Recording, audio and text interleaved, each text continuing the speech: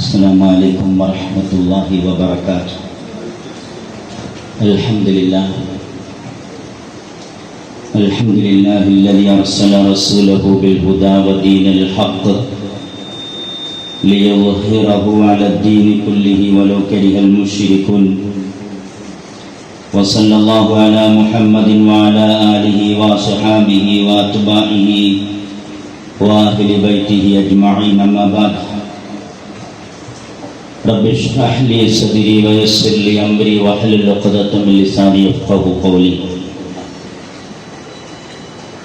മഹത്തായ യോഗത്തിൻ്റെ സമാധാനനായ അധ്യക്ഷൻ, പ്രിയപ്പെട്ട സ്നേഹിതൻ ഷിബിലി നദ്വി ഉസ്താദ്, മഹനീയമായ സദസ്സിന് അർത്ഥഗർഭമായ രൂപത്തിൽ ആശയസമ്പുഷ്ടമായ രീതിയിൽ ഉദ്ഘാടന കർമ്മം നിറവേറ്റിയ നമ്മുടെ പ്രിയപ്പെട്ട ഇമാം ഉസ്താദ് അഷ്റഫ് മൗലവി അവറുകൾ, മഹനീയമായ സദസ്സിന് ആമുഖ പ്രഭാഷണം നടത്തിയ ബഹുമാനപ്പെട്ട മുഹിദ്ദീൻ ജുമാ മസ്ജിദ് ഇമാം ഉസ്താദ് സുബൈർ മൗലവി അൽ ഹസനി അൽ ഖാസിമി അവറുകൾ, മഹത്തായ യോഗത്തിൽ സന്നിഹിതരായിട്ടുള്ള ബഹുമാനപ്പെട്ട നദീർ ഉസ്താദ്, അബ്ദുസലാം ഉസ്താദ്, ബഹുമാനപ്പെട്ട എൻ്റെ ഗുരുനാഥൻ ഇബ്രാഹിം കുട്ടി ഉസ്താദ് അടക്കമുള്ള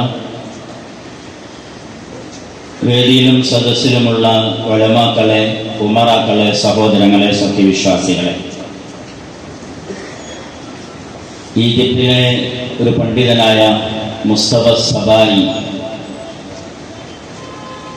അദ്ദേഹത്തിൻ്റെ ഗ്രന്ഥത്തിൽ ഇപ്രകാരം എഴുതിയിരിക്കുകയാണ്: പനാമ റിപ്പബ്ലിക്കിൽ ഒരു ക്രൈസ്തവ ദേവാലയത്തിലേക്ക് നമ്മുടെ മുനിസിപ്പൽ ചെയർമാൻ പ്രിയപ്പെട്ട നാസർ സാഹിബ് വേദിയിൽ എത്തിച്ചേർന്നിട്ടുണ്ട്. പനാമ റിപ്പബ്ലിക്കിൽ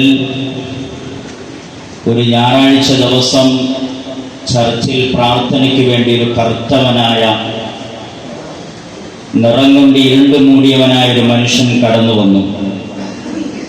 ദൈവത്തിൻ്റെ മുമ്പിൽ അദ്ദേഹം മുട്ടുകുത്തി കണ്ണുനീരൊലിപ്പിച്ചുകൊണ്ട് പ്രാർത്ഥിച്ചു കൊണ്ടിരിക്കുമ്പോൾ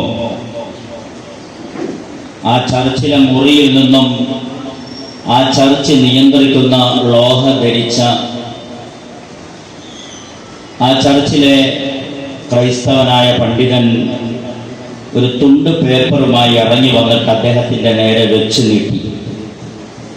പ്രാർത്ഥനയുടെ ഇടയിൽ അദ്ദേഹം ആ തുണ്ട് പേപ്പർ വായിക്കുകയാണ്. അതിൽ ഇപ്രകാരം എഴുതിയിരിക്കുകയാണ്: കറുത്തവർക്കുള്ള ചർച്ച് തൊട്ടപ്പുറത്തുണ്ടല്ലോ, ശരീരം നിറം കൊണ്ട് ഇരുണ്ട് മൂടിയവർക്ക് പ്രാർത്ഥിക്കാനുള്ള പള്ളി തൊട്ടപ്പുറത്തുണ്ടല്ലോ, താങ്കൾക്ക് അവിടെ പോയി പ്രാർത്ഥിച്ചുകൂടെ എന്ന ആ തുണ്ട് പേപ്പറിലെ ആ വാക്കുകൾ വായിച്ച് അദ്ദേഹം അത്ഭുതപ്പെട്ട് ആ ചർച്ചിൽ നിന്നും ഇറങ്ങിപ്പോയത് മുസ്തഫ സബായി എഴുതി വച്ചിരിക്കുകയാണ്. ഏകദേശം 15 കൊല്ലം മുമ്പ് നമ്മുടെ ഇന്ത്യ മഹാരാജ്യത്ത് ഭോപ്പാലിൽ നടന്നൊരു ചെറിയ സംഭവമാണ്.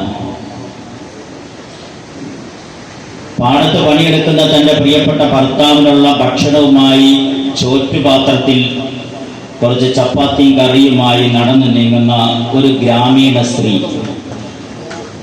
അവരങ്ങ് നടന്നു നീങ്ങുമ്പോൾ ഒരു വളർത്തു നായ അവരുടെ പിന്നാലെ കൂടി.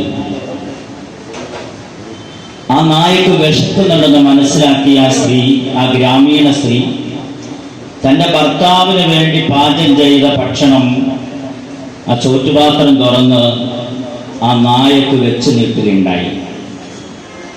ആ നായ ആർത്തിയോടെ കഴിച്ചു. ബാക്കി വന്ന ഭക്ഷണവുമായി തൻ്റെ ഭർത്താവിൻ്റെ അരികിലേക്ക് പോയി. അടുത്ത ദിവസം ഗ്രാമസഭ കൂടി. അവിടെയൊക്കെ ഗ്രാമസഭയുണ്ടല്ലോ, സവർണനാണ് അതിനെ നിയന്ത്രിക്കുന്നത്. ഇന്നലെ അറിയാൻ കഴിഞ്ഞൊരു സവർണൻ വളർത്തുന്ന നായക്ക് ഒരു അവർണ സ്ത്രീ ഭക്ഷണം കൊടുത്തു എന്ന്. മേലാളൻ വളർത്തു നായക്ക് കീഴാള സ്ത്രീ ഭക്ഷണം കൊടുത്തു എന്ന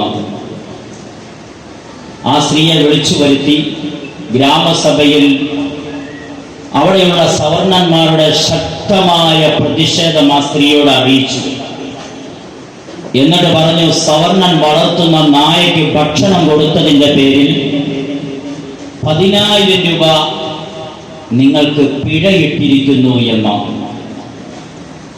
ജാതിയുടെ മതത്തിന്റെ വർഗത്തിന്റെ പേരിൽ മാറ്റി നിർത്തപ്പെട്ട ആ സ്ത്രീ ഒരു നായക്ക് ഭക്ഷണം കൊടുത്തതിൻ്റെ പേരിൽ 10,000 രൂപ പിഴയിട്ടത് നമ്മുടെ ഇന്ത്യ മഹാരാജ്യത്താണ്. ഒരു കാലഘട്ടത്തിൽ നമ്മുടെ കേരളത്തിന്റെ സാഹചര്യം നമുക്കൊക്കെ അറിയാമല്ലോ.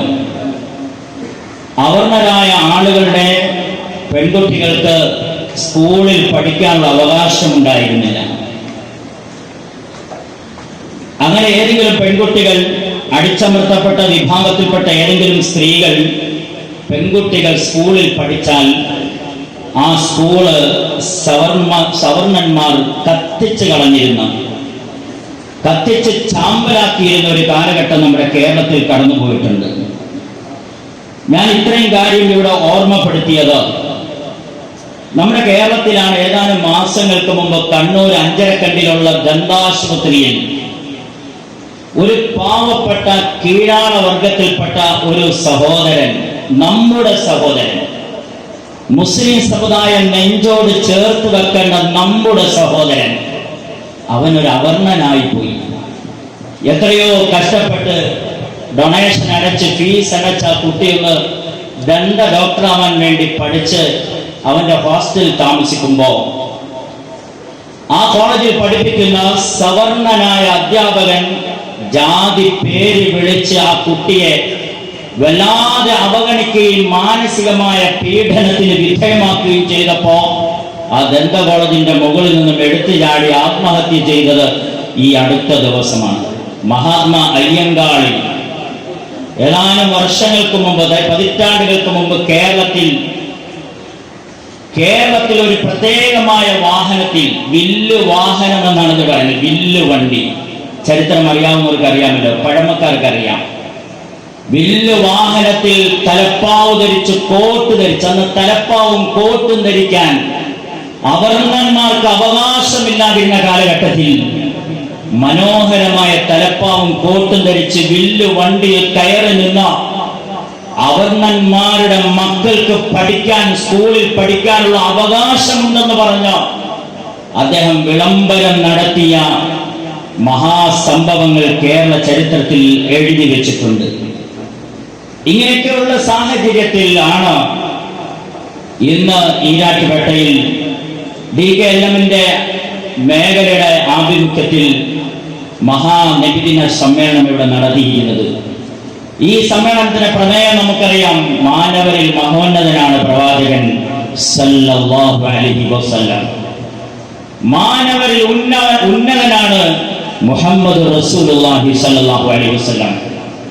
മനുഷ്യരെ ചേർത്ത് നിർത്തിയ പ്രവാചകനാണ് നമ്മുടെ നബി മുഹമ്മദ് മുസ്തഫ സല്ലല്ലാഹു അലൈഹി വസല്ലം. പരിശുദ്ധ ഖുർആൻ മാനവന്റെ സൗഹാർദ്ദം പഠിപ്പിക്കുന്ന 2 വചനങ്ങളുണ്ട്. വമാ അർസൽനാക ഇല്ലാ റഹ്മത്തൽ ലിൽ ആലമീൻ. എത്രയോ കേട്ട് തഴപ്പിച്ച ആയത്താണ്, വചനമാണ്. ലോകത്തിന്റെ അനുഗ്രഹമാണ് പ്രവാചകൻ. അതിനെ നേർക്കുനേർ അർത്ഥം വെക്കുമ്പോൾ മുസ്ലിങ്ങളുടെ മാത്രം പ്രവാചകനല്ല. ഇവിടുത്തെ കത്തോലിക്കക്കാരുടെ പ്രവാചകനാണ് മുഹമ്മദ് നബി സല്ലല്ലാഹു അലൈഹി വസല്ലം. ഇവിടുത്തെ ഹൈന്ദവന്റെ പ്രവാചകനാണ് മുഹമ്മദ് നബി സല്ലല്ലാഹു അലൈഹി വസല്ലം. ജാതിയുള്ളവന്റെയും ജാതി ഇല്ലാത്തവന്റെയും സവർണന്റെയും അവർണന്റെയും ജൂതന്റെയും എന്ന് വേണ്ട എല്ലാ മതവിഭാഗത്തിന്റെയും പ്രവാചകനാണ്. അവർക്കൊക്കെ കരുണയായിട്ടാണ്, അനുഗ്രഹമായിട്ടാണ് അല്ലാഹുവിന്റെ റസൂലിനെ നിയോഗിച്ചതെന്ന് ഖുർആൻ ഉദ്ഘോഷിക്കുകയാണ്. 2-ാമത്തെ ഖുർആന്റെ വചനം, ആയത്ത്, വമാ അർസൽനാക ഇല്ലാ കാഫത്തൻ ലിന്നാസ്. മുഴുവൻ ജനങ്ങളിലേക്കും നിയോഗിക്കപ്പെട്ട പ്രവാചകനാണ് മുഹമ്മദ് റസൂലുള്ളാഹി സല്ലല്ലാഹു അലൈഹി വസല്ലം എന്ന് ഖുർആന്റെ 2 വചനങ്ങൾ പറയുമ്പോൾ, എന്തുകൊണ്ട് ലോകം മുഴുവനും അല്ലാഹുവിന്റെ റസൂലിനെ എല്ലാത്തിനേക്കാൾ കൂടുതൽ സ്നേഹിക്കുന്നു എന്ന് ചോദിച്ചാൽ, നമ്മുടെ ഈരാറ്റുപേട്ടയിൽ 50-ലധികം പള്ളികളുണ്ട്. സുബഹിക്ക് ബാങ്ക് കൊടുക്കുന്നു, അഷ്ഹദു അന്ന മുഹമ്മദ് റസൂലുള്ളാഹ്. സുബഹിൽ ഒരു പള്ളിയിൽ നിന്ന് 2 തവണയാണ് മുഹമ്മദ് റസൂലുള്ളാഹ് എന്ന് പറയുന്നതെങ്കിൽ 50 പള്ളികളിൽ നിന്നും സുബഹിക്ക് 100 തവണയാണ് ഈ പേര് ഉയർത്തി കേൾക്കുന്നത്. അത് ളുഹറിനാകുമ്പോൾ 200 അസറിനാകുമ്പോൾ 300, മഗ്രിബിനാകുമ്പോൾ 400, ഇശായിക്കാകുമ്പോൾ 500. ഈ മുഹമ്മദ് റസൂലുള്ളാഹി സ്വല്ലല്ലാഹു അലൈഹി വസല്ലം എന്ന ഈ ബാങ്കിലെ ശബ്ദം ഇവിടുത്തെ വായുവും വെള്ളവും വെളിച്ചവും കേൾക്കുന്നു, ഇവിടുത്തെ സർവമാന ജീവജാലങ്ങളും കേൾക്കുന്നു, ഇവിടുത്തെ ഹൈന്ദവൻ കേൾക്കുന്നു, ക്രൈസ്തവൻ കേൾക്കുന്നു. മുഹമ്മദ് റസൂലുള്ളാഹി എന്ന ഇത്രത്തോളം ഈ നാമം ഉയർത്തപ്പെടുന്ന മറ്റൊരു പേരുമില്ല ഈ പേരല്ലാതെ എന്ന് നാം മനസ്സിലാക്കുമ്പോൾ, രണ്ടാമത് നമ്മൾ അത്തഹിയാത്തിൽ 4 തവണയാണ് ഈ പേര് പറയുന്നത്.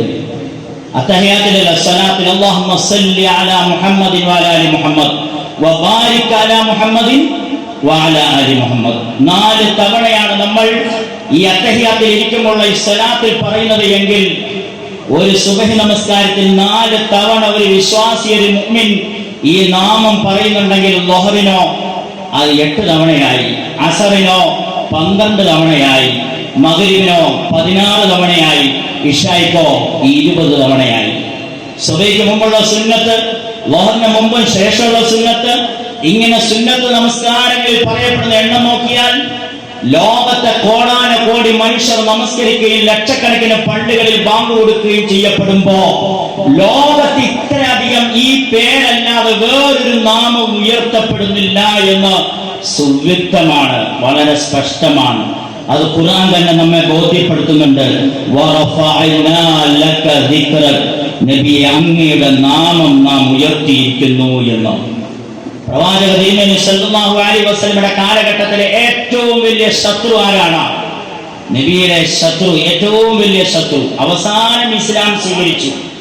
മക്കം ഫത്തഹിനാണ്, ഏറ്റവും ഒടുവിലാണ് ഇസ്ലാം സ്വീകരിച്ചത്. പ്രവാചകന്റെ കാലഘട്ടത്തിൽ ഇസ്ലാമിന്റെയും പ്രവാചകന്റെയും സഹാബാക്കളുടെയും കൊടിയ ശത്രുവായിരുന്ന അബൂ സുഫിയാൻ. ഇന്ന് നാം ആ പേര് പറയുമ്പോൾ റളിയല്ലാഹു അൻഹു എന്ന് പറയണം. പക്ഷെ പലരും അബൂ സുഫിയാൻ എന്ന് പറയുമ്പോൾ റളിയല്ലാഹു അൻഹു എന്ന് പറയുന്നില്ല. അബൂ സുഫിയാൻ കൊടിയ ശത്രുവായിരുന്നെങ്കിലും ഒടുക്കം മതം സ്വീകരിച്ച ആളാണ്.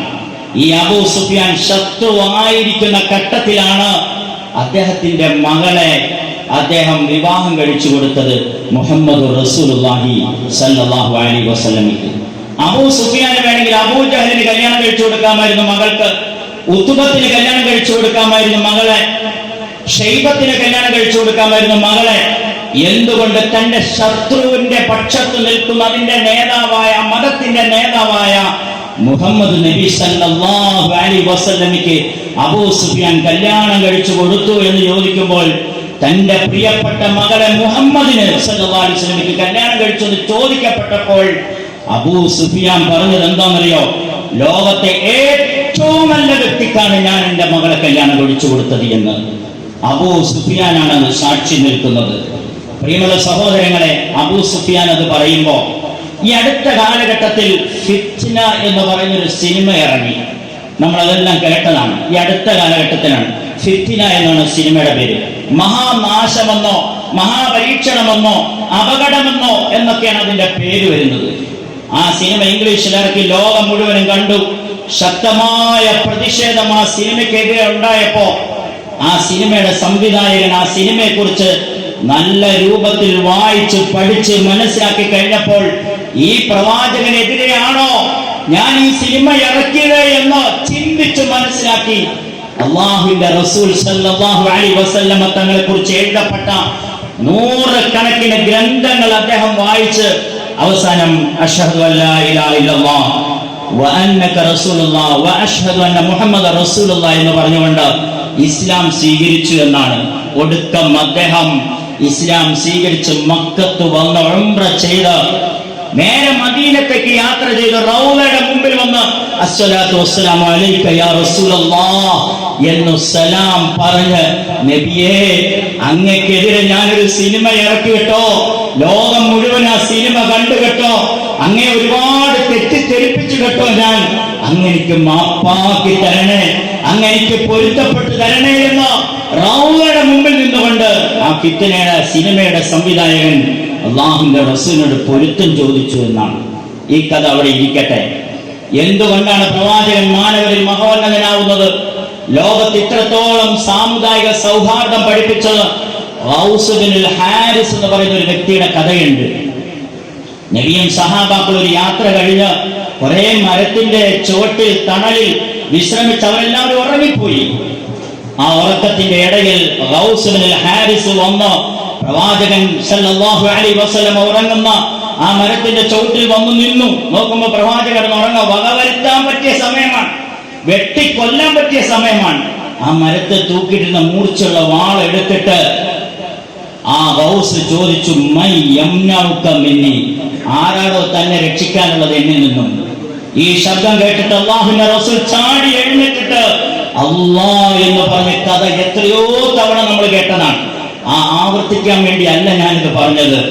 അല്ലാഹ് എന്ന് പറഞ്ഞപ്പോൾ ഗൗസിന്റെ കയ്യിൽ നിന്നും ആ വാൾ ഉതിർന്നു വീണു. അല്ലാഹുവിന്റെ റസൂൽ ആ വാൾ ചാടി എടുത്തിട്ട് അതേ ചോദ്യം തിരിച്ചു ചോദിച്ചു, ഇനി നിന്നെ രക്ഷപ്പെടുത്താൻ ആരുണ്ടോ എന്ന് ചോദിച്ചപ്പോ ആരുമില്ല രക്ഷപ്പെടുത്താൻ. എത്ര ദൈവങ്ങളെ വിളിച്ചാലും ആരെ വിളിച്ചാലും എന്നെ രക്ഷപ്പെടുത്താൻ ആരുമില്ല എന്ന് പറഞ്ഞപ്പോൾ അല്ലാഹുവിന്റെ റസൂൽ അയാൾ പറഞ്ഞു, നീ പോ, നിന്നെ ഞാൻ വെറുതെ വിട്ടിരിക്കുന്നു.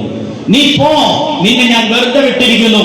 കൊല്ലാമെന്ന പ്രവാചകനെ ചീത്ത വിളിച്ച ആളെ അല്ല, കൊല്ലാമെന്നയാളെ, പ്രവാചകനെ കൊല്ലാമെന്നാളെ അയാളുടെ വഴിക്ക് വിട്ടു. നീ പോ. അയാളുടെ കയ്യും കാലും അല്ല വെട്ടിയത്, അയാളെ വകവരുത്തുകയല്ല ചെയ്തത്, അയാളെ അപായപ്പെടുത്തുകയല്ല ചെയ്തത്. വേണമെങ്കിൽ നീ നിക്ക്, നീ ഷഹാദത്ത് കലിമ പറ, നിന്നെ മുസ്ലിമാക്കിട്ടേ വിടുന്നുള്ളൂ, നീ ഇവിടെ നിക്ക്, നീ മുസ്ലിം ആവ് എന്ന് പറഞ്ഞ് നിർബന്ധ മതപരിവർത്തനവും നടത്തിയില്ല. നീ പോ, നിന്നെ ഞാൻ വെറുതെ വിട്ടിരിക്കുന്നു എന്ന് പറഞ്ഞു. ആ മനുഷ്യൻ പേടിച്ച് ഭയന്ന് അയാളുടെ ആളുകളുടെ അരിയിലേക്ക് ചെന്നിട്ട് പ്രഖ്യാപിച്ച ആ വാക്കാണ്, ആ വാക്ക് ഇവിടെ കേൾപ്പിക്കാനാണ് ഞാൻ ഈ കഥ ആവർത്തിച്ചു പറഞ്ഞത്. ولكن أعاهد على ألا أقاتل ولا أكون مع قوم يقاتلون جئتكم من عند خير الناس. ജനങ്ങളിൽ ഏറ്റവും ഉത്തമനായ ഉത്കൃഷ്ടനായ ഒരു വ്യക്തിയുടെ അരികിൽ നിന്നാണ് ഞാൻ വരുന്നത് എന്ന് ഔസ് ബിനുൽ ഹാരിസ് അയാൾ അദ്ദേഹത്തിന്റെ ആളുകളുടെ അരികിൽ ചെന്നിട്ട് പറഞ്ഞു എന്ന് കഥ പറയുമ്പോ ഇസ്ലാമിനെയും മുസ്ലിങ്ങളെയും പ്രവാചകനെയും എതിർക്കുകയും ആക്ഷേപിക്കുകയും ഒക്കെ ചെയ്യുന്നവരുടെ മുമ്പിൽ ഇത്തരം കഥകളാണ് നമുക്ക് പ്രചോദനമാവേണ്ടത്. ഇതൊക്കെയാണ് നമ്മൾ സ്വീകരിക്കേണ്ടത് എന്ന് മാത്രം സൂചിപ്പിക്കാനാണ് ഈ സംഭവങ്ങൾ ഞാനിവിടെ ഉണർത്തിയത്. നമുക്കറിയാം, എത്രയോ റബീഉൽ അവ്വൽ കടന്നുപോയി. നമ്മുടെ ആയുസ് വെച്ച് കണക്ക് നോക്കുമ്പോൾ എത്രയോ റബീഉൽ അവ്വൽ കടന്നുപോയി. 60 വയസ്സുള്ള ആളുടെ ഓർമ്മയിൽ 53 റബീഉൽ അവ്വൽ കടന്നുപോയി. എന്റെ ഒക്കെ ചെറുപ്പ കാലഘട്ടത്തിൽ മുനവറുൽ ഇസ്ലാം മദ്രസയിൽ കടുവാമൊഴി പഠിക്കുമ്പോൾ ഇബ്രാഹിം കുട്ടി ഉസ്താദ് അവിടെ അലമാരയിൽ സൂക്ഷിച്ചിരുന്ന നീലം മുക്കിയ കുറെ തൊപ്പികൾ നമ്മുടെ തലയിൽ വെച്ച് തരും. എന്നിട്ട് റാലിൽ അണിനിരത്തിട്ട് കൊണ്ടു നടക്കുമായിരുന്നു. ഇങ്ങനെ എന്റെ ഓർമ്മയിൽ തന്നെ എത്രയോ റബീഉൽ അവ്വൽ കടന്നുപോയി. ഞാൻ ചോദിക്കുന്ന ഈ സദസ്സിനോട്, ഞാൻ പണ്ഡിതന്മാരോട് ആലിമീങ്ങളോട് അല്ല ചോദിക്കുന്നത്, ഈ സദസ്സിനോട് ചോദിക്കുന്നത്, അള്ളാഹുവിന്റെ റസൂലിന്റെ ജന്മം മുതൽ വഫാത്ത് വരെയുള്ള ആ പ്രവാചകന്റെ റസൂലിന്റെ ജീവിത ചരിത്രം മുഴുവനും വായിച്ചു പഠിച്ചവർ എത്ര പേരുണ്ട് എന്നുള്ള ഒരു ചോദ്യമാണ് ഈ ഘട്ടത്തിൽ ചോദിക്കാനുള്ളത്. നമുക്കറിയാം, കേരളത്തിന്റെ മഹാനായ ഒരു എഴുത്തുകാരൻ, കവി സുകുമാർ കക്കാടാണ്. മുസ്ലിം അല്ല, ഒരു ഹൈന്ദവനാണ്. അദ്ദേഹം പ്രവാചകനെ കുറിച്ച് മുഴുവനും വായിച്ചു തീർന്നു. എന്നിട്ട് അദ്ദേഹം മനോഹരമായി അള്ളാഹുവിന്റെ റസൂലിനെ കുറിച്ച് ഒരു മൗലിദ് രചിച്ചു, ഒരു കവിത രചിച്ചു. ഏതാണ് ആ കവിത? സ്വർഗത്തിൽ നിന്നും ഹൃദയത്തിലേക്കൊരു സ്വർണ്ണനൂൽ പാലം പണിത പ്രവാചക, ജീവന്റെ ഭിന്നമാം നാഗവൈചിത്രങ്ങളെ ഏകമാം സത്തയിൽ കോർത്തിട്ട പ്രവാചക. എത്ര മനോഹരമായ കവിതയാണ് ഒരു ഹിന്ദുവായ ഹൈന്ദവനായ സുകുമാർ കക്കാട് അള്ളാഹുവിന്റെ റസൂലിനെ കുറിച്ച് വായിച്ച് പഠിച്ചിട്ട് എഴുതിയത് എന്ന് നാം ഒന്ന് ചിന്തിച്ചു നോക്കുക. മാനവർക്ക് സൗഹാർദ്ദം പഠിപ്പിക്കാമെന്ന പ്രവാചകൻ എന്നുള്ള പ്രമേയത്തിൽ എല്ലാം ഇങ്ങനൊരു സമ്മേളനം നടത്തുമ്പോൾ അള്ളാഹുവിന്റെ റസൂൽ സല്ലല്ലാഹു അലൈഹി വസല്ലമ പ്രവാചകന്റെ അവസാനത്തെ പ്രസംഗത്തിൽ പറഞ്ഞു, കുല്ലുക്കും മിൻ ആദം വ ആദമു മിൻ തുറാബ്, നിങ്ങൾ എല്ലാവരും ആദമിന്റെ മക്കളാണ്. ആദം ആവട്ടെ മണ്ണിൽ നിന്ന് സൃഷ്ടിക്കപ്പെട്ടവനാണ്. ലാ ഫദ്ല ലി അറബിയ്യിൻ അലാ അജമിയ്യിൻ വലാ അഹ്മറ അലാ അസ്വദ് ഇല്ലാ ബിത്തഖ്വല്ലാഹ്. അറബിക്ക് അനറബിയെക്കാളോ വെളുത്തവന് കറുത്തവനെക്കാളോ ഒരു മഹത്വവും ഒരു ശ്രേഷ്ഠതയും ഇല്ല എന്ന് അള്ളാഹുവിന്റെ റസൂൽ പ്രഖ്യാപിക്കുമ്പോൾ ബിലാൽ റളിയല്ലാഹുവിന്റെ ചരിത്രം കേട്ടിട്ടില്ലേ? ബിലാൽ റളിയല്ലാഹു പറയുമായിരുന്നു, വലിയ അറബികളുടെ സദസ്സുകൾ ഉണ്ടായിരുന്നു. വലിയ പാട്ടും കൂത്തും കൊട്ടുമായി പാതിരാത്രി നീളുന്ന ഗാനമേള അവർ സംഘടിപ്പിക്കുമായിരുന്നു.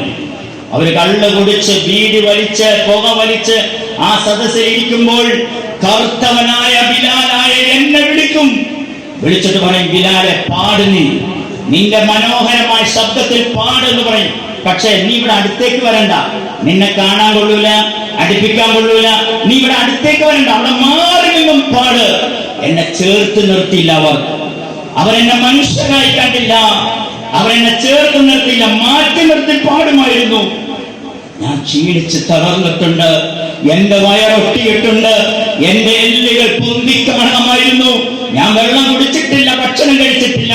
പാതിരാത്രി കഴിയുവോളം ഉറക്കമില്ലാതെ ഈ അറബികളുടെ മുന്നിൽ വെച്ച് ഞാൻ പാടി തീർക്കുമായിരുന്നു എന്റെ രാവുകൾ. പക്ഷെ ഞാൻ ഇസ്ലാമിലേക്ക് കടന്നു വന്നപ്പോൾ അല്ലാഹുവിന്റെ റസൂൽ സല്ലല്ലാഹു അലൈഹി വസല്ലം കർത്തവനെന്ന് നോക്കിയില്ല. അല്ലാഹുവിന്റെ റസൂൽ സല്ലല്ലാഹു അലൈഹി വസല്ലം തങ്ങളുടെ നെഞ്ചിലേക്ക് എന്നെ ചേർത്ത് നിർത്തി.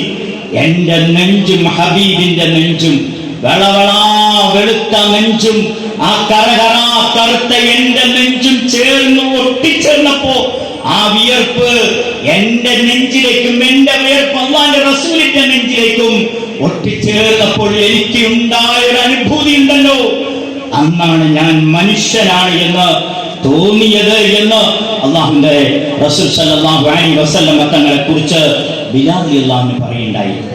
ഇന്ന് ഈ റബീഉൽ അവ്വൽ 12 ലോകത്തിന് നൽകാനുള്ള സന്ദേശം, ലോകത്തിന് നൽകാനുള്ള സന്ദേശം, അൽ ഖൽഖു കുല്ലുഹും ഇയാലുല്ലാഹ്. ലോകത്തിന്റെ പ്രവാചകൻ പഠിപ്പിച്ചത് അൽ ഖൽഖു കുല്ലുഹും ഇയാലുല്ലാഹ് വഅഹബ്ബുഹും ഇലല്ലാഹ് അൻഫഉഹും ലിഇയാലി. നെയ്യാരി പള്ളിയുടെ കവാടത്തിൽ എഴുതി വെക്കേണ്ട, പുത്തൻപള്ളിയുടെ കവാടത്തിൽ എഴുതി വെക്കേണ്ട, മുഹീദ്ദീൻ പള്ളിയുടെ മതിലിൽ എഴുതി വെക്കേണ്ട ഹദീസാണ് അൽ ഖൽഖു കുല്ലുഹും ഇയാലുല്ലാഹ്. സൃഷ്ടികളെല്ലാം അല്ലാഹുവിന്റെ കുടുംബമാണ്, ദൈവത്തിന്റെ കുടുംബമാണ്, പടച്ചവന്റെ ഫാമിലിയാണ് സൃഷ്ടികൾ. ആരാ സൃഷ്ടികൾ? നമ്മുടെ അയ്യൂത്രപ്പള്ളിയിലെ അച്ഛനും തൊട്ടപ്പുറത്ത് അമ്പലത്തിലെ സ്വാമിയും നമ്മളെല്ലാവരും. അത് ഹൈന്ദവനാവട്ടെ, ക്രൈസ്തവനാവട്ടെ, സിഖുകാരനാവട്ടെ, ജൈനമതക്കാരനാവട്ടെ, ബുദ്ധമതക്കാരനാവട്ടെ, ആരുമാവട്ടെ, അത് ഏത് ജീവിയുമാവട്ടെ, അള്ളാഹുവിന്റെ ഫാമിലിയാണ്, അള്ളാഹുവിന്റെ കുടുംബമാണെന്ന് പറഞ്ഞ ഇതിന് തത്തുല്യമായൊരു വചനം കാണാൻ കഴിയുമോ? മഹാനായ ഇമാം ഗസ്സാലി റഹിമഹുല്ലാഹ് ഒരു ഹദീസ് ഇഹ്യാ ഉലൂമുദ്ദീനിൽ എഴുതുന്നുണ്ട്. നേരത്തെ ഒരു നായന്റെ കഥ പറഞ്ഞല്ലോ, അതിലേക്ക് ചേർത്ത് വെക്കേണ്ട, അതിലേക്ക് ചേർത്ത് വായിക്കേണ്ട ഒരു ഹദീസാണ് മൻ റമാ കൽബ ജാരി, മൻ റമാ കൽബ ജാരി ഫഖദ് ആദൈതഹു. അയൽവാസിയുടെ നായ കുരച്ചു വരുമ്പോൾ ആ നായക്ക് നേരെ നീ കല്ലെടുത്തെറിഞ്ഞാൽ, അയൽവാസിയുടെ നായയാണ്, ഏത് അയൽവാസിയുമാവട്ടെ, അയൽവാസി വളർത്തുന്ന നായക്ക് നേരെ ഒരു മുസൽമാൻ കല്ലെടുത്തെറിഞ്ഞാൽ ആ അയൽവാസിയുടെ നേരെ കല്ലെറിഞ്ഞവന് തുല്യമാണ് എന്ന് മഹാനായ ഇമാം ഗസ്സാലി റഹിമഹുല്ലാഹ് അദ്ദേഹത്തിന്റെ ഇഹ്യാ ഉലൂമുദ്ദീനിൽ എഴുതി വെച്ചിരിക്കുകയാണ്. പ്രിയമുള്ള സഹോദരങ്ങളെ, അവസാനിക്കുകയാണ്. ബദർ യുദ്ധത്തിന് ശേഷം, ബദർ യുദ്ധം കഴിഞ്ഞല്ലോ, അതിന്റെ സംഭവം പറയുന്നതിന് മുമ്പ് ഒരു ചെറിയ പോയിന്റിലേക്ക് വരട്ടെ. ഗോണ്ടനമ തടവുകാരോട് ലോക പോലീസ് ചെയ്ത് നമുക്കറിയുമോ? ഗോണ്ടനമ തടവുകാരുടെ ലിംഗഭാഗത്ത് ഇലക്ട്രിക് വയർ ചുറ്റി വെച്ചിട്ട് അവരുടെ ലിംഗത്തിലേക്ക്, അവരുടെ ശരീരത്തിലേക്ക് കരണ്ടടിപ്പിച്ചു. അവര് വിചാരണ തടവുകാരാണ്. നമ്മുടെ ഇന്ത്യ മഹാരാജ്യത്ത് ആയിരക്കണക്കിന് വിചാരണ തടവുകാരുണ്ട്. നമ്മുടെ ഈ നാട്ടിലുണ്ട് വിചാരണ തടവുകാരുണ്ട്. വിചാരണ തടവുകാരായ ഗോണ്ടനമ തടവുകാരോട്, മുസ്ലിം തടവുകാരോട് ലോക പോലീസ് ചെയ്തതാണ്. 2 വല്ലാത്ത വലിപ്പമുള്ള നായ്ക്കൾ അഴിച്ചുവിട്ട് അവരുടെ നേരെ കുരച്ചു ചാടി വിവസ്ത്രരായി നിർത്തി അവരുടെ ലിംഗം കടിക്കാൻ വേണ്ടി ഒച്ച വെക്കുന്ന പോലീസുകാരെയാണ് നമ്മൾ ഈ അടുത്ത കാലത്ത് വായിച്ചത്. ഞാൻ ഇതെന്തിനാ പറഞ്ഞത്? നിങ്ങൾ കൂട്ടിച്ചേർത്ത് വായിക്കണം. ബദർ യുദ്ധത്തിന് ശേഷം ശത്രുപക്ഷത്തിലെ 70 പേരെ അവര് ശത്രുക്കളാണ്. ഇസ്ലാമിനെ മുസ്ലിങ്ങളെ നശിപ്പിക്കാൻ, ഇല്ലായ്മ ചെയ്യാൻ വേണ്ടി കച്ചകെട്ടിറങ്ങിയ 70 പേരെ അള്ളാഹുവിന്റെ റസൂലും സഹാബാക്കളും തടവിൽ പിടിച്ച് ഒരു റൂമിൽ കൊണ്ടുപോയി കടത്തി. അവരുടെ കൈകൾ കയ്യാമം വെച്ച്, പുറകോട്ടാണ് കയ്യാമം വെച്ചത്, മുന്നിലാണല്ലോ നമ്മളിവിടെ വെക്കുന്നത്. അവരുടെ കൈകൾ പുറകോട്ട് വലിച്ചു മുറുക്കി കെട്ടി, എന്നിട്ട് പോയി കിടന്ന് ഉറങ്ങിക്കൊള്ളാൻ പറഞ്ഞു. ബദർ കഴിഞ്ഞ അന്നത്തെ രാത്രിയിൽ തൊട്ടപ്പുറത്ത് അള്ളാഹുവിന്റെ റസൂലും കിടക്കാൻ വേണ്ടി പോയി. നബി സല്ലല്ലാഹു അലൈഹി വസല്ലം ഉറങ്ങുന്നില്ല, തിരിഞ്ഞു മറിഞ്ഞു കിടക്കുകയാണ്. സന്തോഷത്തോടെ കിടന്നുറങ്ങേണ്ട രാത്രിയാണ്. ബദറിൽ വിജയിച്ച രാത്രിയാണ്. ഏറ്റവും സുഖമായി കിടന്നുറങ്ങേണ്ട രാത്രിയാണ്. വിജയശ്രീ ആളിതനായി ആഘോഷിക്കേണ്ട രാത്രിയാണ്. പക്ഷെ ഹബീബായ തങ്ങൾ കരഞ്ഞ് ആ രാത്രി ഉറങ്ങാതെ തിരിഞ്ഞു മറിഞ്ഞു കിടന്നു. മഹാനായ അബൂബക്കർ സിദ്ദീഖ് റളിയല്ലാഹു അൻഹു കയറി വന്നിട്ട് ചോദിച്ചു, യാ റസൂലല്ലാഹ്, സന്തോഷിച്ച് കിടക്കേണ്ട രാത്രിയിൽ, സുഖമായ നിദ്രയിലേക്ക് ആണ്ടുപോകേണ്ട രാത്രിയിൽ അങ്ങെന്തേ തിരിഞ്ഞു മറിഞ്ഞ് കിടക്കുന്നെന്ന് ചോദിച്ചപ്പോ തൊട്ടപ്പുറത്തെ മുറിയിൽ നിന്ന് നരക്കോ മൂളിച്ചും കേൾക്കുന്നല്ലോ. ആ തൊട്ടപ്പുറത്തെ 70 തടവുകാർ കിടന്ന് ഉറങ്ങിയില്ലേ? അബൂബക്കർ പറഞ്ഞു, ഞാൻ നോക്കിയിട്ട് വരട്ടെ എന്ന് പറഞ്ഞു. അതെ, ശത്രുപക്ഷത്തിലെ 70 തടവുകാർ അവർക്ക് ഉറങ്ങാൻ കഴിയാതെ കൈകൾ പുറകിൽ വെച്ച് കെട്ടിയിരിക്കുന്നത് കൊണ്ട് തിരിയാനോ മറിയാനോ നേരെ കിടക്കാനോ കമിഴ്ന്നു കിടക്കാനോ മലർന്നു കിടക്കാനോ കഴിയാതെ അവർ നരങ്ങിയും മൂളിയും ഒച്ച വെച്ചും അസ്വസ്ഥരായും അവർ ഉറക്കമില്ലാതെ അവർ ഒച്ച വെച്ച് കിടക്കുന്നത് കൊണ്ട് ഹബീബായ തങ്ങൾക്കും വേദനയായി എന്ന് മനസ്സിലായ അബൂബക്കർ റളിയല്ലാഹു അൻഹു ഓടിച്ചെന്നിട്ട് ഹബീബായ തങ്ങളോട് പറഞ്ഞു, യാ റസൂലല്ലാഹ്, അവർക്ക് ഉറങ്ങാൻ കഴിയുന്നില്ല, അവരുടെ കൈകൾ പുറകിൽ വെച്ച് കെട്ടിയിരിക്കാൻ. മക്കത്തുനിന്ന് കള്ളു കുടിച്ചു വന്നവരാണ്, മക്കത്തുനിന്ന് വ്യഭിചരിച്ചു വന്നവരാണ്, ഇസ്ലാമിനെ ബദർ വെച്ച് തുടച്ചു നീക്കണമെന്ന് ആഗ്രഹിച്ചു വന്നവരാ. അവർ കിടന്നുറങ്ങില്ല നബിയേ എന്ന് പറഞ്ഞപ്പോ ലോകത്തിന്റെ കാരുണ്യത്തിന്റെ മാനവരിൽ മഹോന്നതനായ പ്രവാചകൻ പറഞ്ഞത്, അവരുടെ കൈകൾ അഴിച്ചുവിട്ടേക്ക്, അവർ സുഖമായി ഉറങ്ങട്ടെ, അവരുടെ കൈകൾ അഴിച്ചുവിട്ടേക്ക് എന്ന് പറഞ്ഞു. 70 പേരുടെയും കൈകൾ അഴിച്ചുവിട്ടു. അവർ സുഖമായി ഉറങ്ങിക്കഴിഞ്ഞപ്പോഴാണ് ലോകത്തിന്റെ കാരുണ്യത്തിന്റെ പ്രവാചകനായ മുഹമ്മദ് റസൂലുള്ളാഹി സല്ലല്ലാഹു അലൈഹി വസല്ലം ബദറിന്റെ രാത്രി കടന്നുറങ്ങിയത്. ഇതാണ് ഈരാറ്റുപേട്ടയുടെ ഈ ജംഗ്ഷനിൽ നാം കേൾപ്പിക്കേണ്ടത്. ഇത് കേൾക്കാൻ ഇവിടുത്തെ RSSകാരെ കൊണ്ടിരുത്തണം, ഇവിടുത്തെ BJPക്കാരെ കൊണ്ടിരുത്തണം, ഇവിടുത്തെ CPMകാരെയും CPIകാരെയും കൊണ്ടിരുത്തണം, ഇവിടുത്തെ കോൺഗ്രസ്സുകാരെ കൊണ്ടിരുത്തണം. ഈ പ്രവാചകനെയാണ് ലോകത്ത് നമ്മൾ കേൾപ്പിക്കേണ്ടത്, ഓരോ റബീഉൽ അവ്വലിലും നാം കേൾപ്പിക്കേണ്ടത് എന്ന് ഓർമ്മപ്പെടുത്തിയാണ് ഞാൻ അവസാനിപ്പിക്കുന്നു. യമാമയിലെ സുമാമത്ത് ബിൻ ഉസാൽ എന്നാണ് അദ്ദേഹത്തിന്റെ പേര്. ഒരുപാട് മുസ്ലിങ്ങളെ വകവരുത്തിയവനാണ്. യമാമയിലെ ഭരണാധികാരിയാണ്, ഒരു കൊച്ചു ഭരണാധികാരിയാണ് സുമാമത്ത് ബിൻ ഉസാൽ. ഒരുപാട് മുസ്ലിങ്ങളെ വകവരുത്തിയവൻ.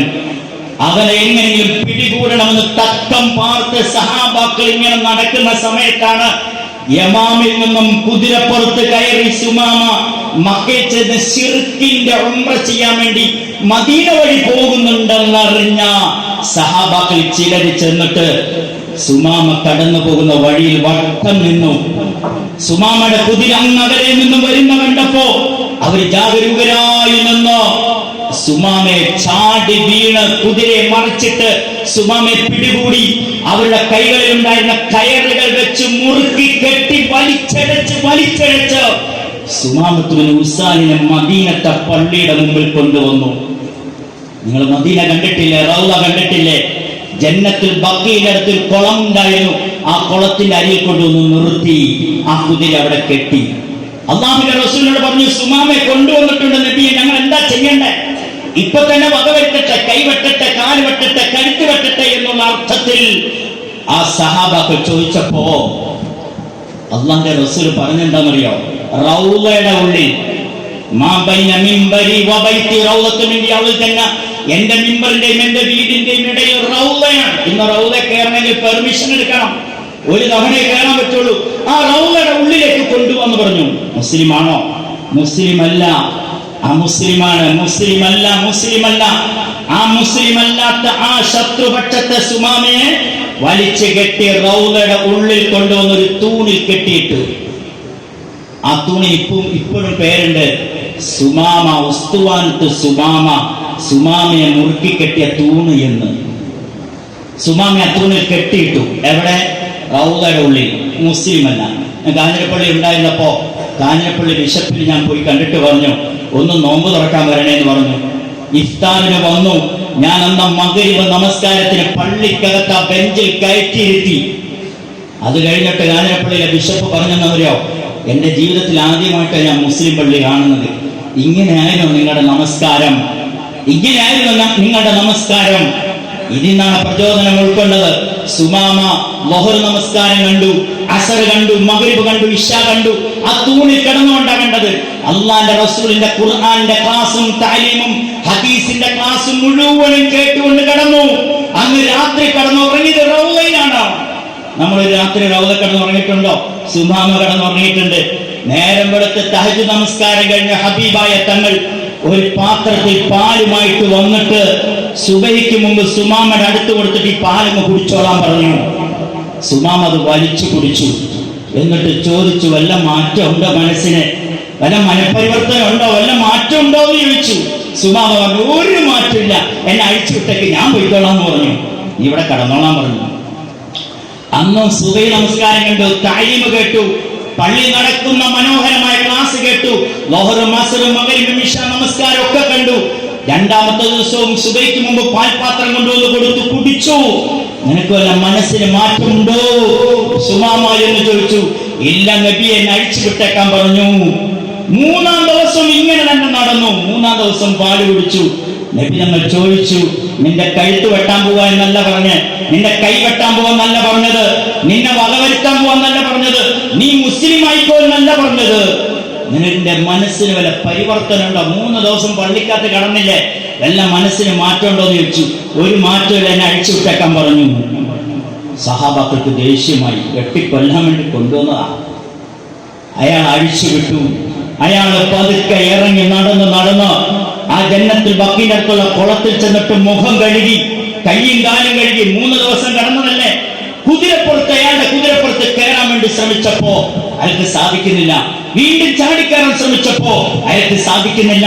മൂന്നാമതും ചാടിക്കയറാൻ ശ്രമിച്ചപ്പോ അയാൾക്ക് സാധിക്കുന്നില്ല. മനസ്സിന് ഒരു മനസ്സ് വരുന്നില്ല ആ കുതിരപ്പുറത്ത് കയറി പോവാൻ. അയാൾ നടന്ന് വീണ്ടും മദീനത്തെ പള്ളിയുടെ സ്റ്റെപ്പ് എത്തിയപ്പോ ഉമർ റളിയല്ലാഹു അടക്കമുള്ള സഹാബാക്കൾ ജാഗരൂകരായി വാള് മൂരിപ്പിടിച്ചു നിന്നു. ഇനി പ്രവാചകൻ എങ്ങനെ വധവരുത്താൻ വരുന്നതാണോ എന്നാ കാണാമെന്നുള്ള അർത്ഥത്തിൽ അവർ സടകുടഞ്ഞെഴുന്നേറ്റ് നിന്നപ്പോ അള്ളാന്റെ റസൂൽ സല്ലല്ലാഹു അലൈഹി വസല്ലമ പറഞ്ഞു, നിങ്ങൾ മാറി അങ്ങോട്ട് മാറി നിൽക്ക്, അയാൾ വരട്ടെ. അയാൾ കയറി നടന്ന് വീണ്ടും റൗളയുടെ ഭാഗത്തേക്ക് 4-ാം ദിവസം കയറി ചെന്നിട്ട്, എവിടെ എന്റെ ഹബീബ്? നബി തങ്ങൾ സല്ലല്ലാഹു അലൈഹി വസല്ലം മുമ്പിൽ ചെന്നിട്ട് സുമാമത്ത് ബിൻ ഉസൽ കൊലയാളിയാണ്, ഒത്തിരി സഹാബാക്കളെ കൊന്ന കൊലയാണ്. അള്ളാന്റെ റസൂലിനെ വല്ലാതെ അങ്ങനെ കെട്ടിപ്പിടിച്ച് ചേർത്ത് നിർത്തി തുരുതുരാ ചുവന്ന കവിളിൽ ചുംബനം കൊടുത്തിട്ട് പറഞ്ഞു, അശ്ഹദു അല്ലാ ഇലാഹ ഇല്ലല്ലാഹ് വ അന്നക റസൂലുള്ളാഹ്. എന്നിട്ട് പറഞ്ഞ പ്രഖ്യാപനം എന്താണെന്നറിയോ? ലോകത്തിലേക്ക് ഏറ്റവും വെറുപ്പുള്ള മുഖം മുഹമ്മദ് അങ്ങയുടെ മുഖമായിരുന്നു സല്ലല്ലാഹു അലൈഹി വസല്ലം. ഇന്നെനിക്ക് ലോകത്തെ ഏറ്റവും ഇഷ്ടമുള്ള മുഖം എന്റെ ഭാര്യയുടെ മുഖത്തേക്കാൾ, മക്കളുടെ മുഖത്തേക്കാൾ, എന്റെ നേതാക്കന്മാരുടെ മുഖത്തേക്കാൾ ലോകത്തെനിക്ക് ഏറ്റവും ഇഷ്ടമുള്ള മുഖം അങ്ങയുടെ മുഖമാണ് നബി എന്ന് പറഞ്ഞ് വീണ്ടും ചുംബനം കൊടുത്തു. വീണ്ടും സുമാമ പറഞ്ഞു, ലോകത്തെനിക്ക് ഏറ്റവും വെറുപ്പുള്ള നാട് നിങ്ങളുടെ മദീനയായിരുന്നു, എനിക്ക് ഏറ്റവും ഇഷ്ടമുള്ള നാടും ഈ പള്ളിയും ഈ മദീന നാടുമാണെന്ന് പറഞ്ഞു. ലോകത്തെനിക്ക് ഏറ്റവും വെറുപ്പുള്ള മതം ഈ മുസ്ലിങ്ങളുടെ മതമാണ്, ഈ ഇസ്ലാമാണ്.